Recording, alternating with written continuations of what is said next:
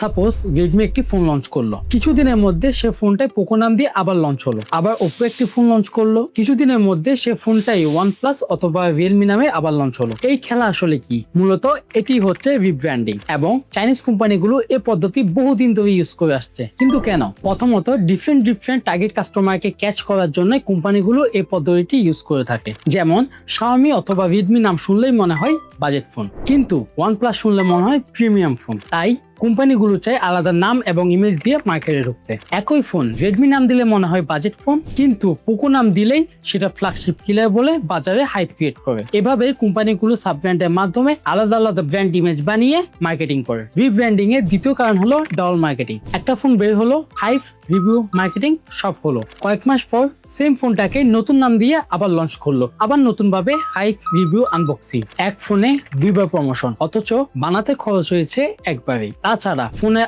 R&D, design, software সব একই, শুধু পিছনের নাম পাল্টে দিলেই হয়ে গেল নতুন ফোন। এটাই হলো মার্কেটিং এর ভালো একটা ট্রিক্স। এই পদ্ধতি কাস্টমারদের জন্য মন্দ কিছু না। সাধারণ কাস্টমার দাম অনুযায়ী ভালো ফোন পাচ্ছে, কিন্তু এক রিভিউয়ারদের জন্য এটি হতাশাজনক। এক রিভিউয়ার নতুন ইনোভেশনের আশায় থাকে, শুধু নাম বদলে একই ফোন দেখতে চায় না। এই জন্যই হয়তো দিন দিন ইনোভেশন কমে যাচ্ছে। কোম্পানিগুলো ভাবছে সেল তো হচ্ছেই, নতুন কিছু আবার কেন বানাবো। সো ভিউয়ার্স, আশা করি এই ছোট্ট ভিডিও থেকে একটু হলেও ইনফরমেশন পেয়েছেন। আপনার মতামত জানাতে একদমই ভুলবেন না।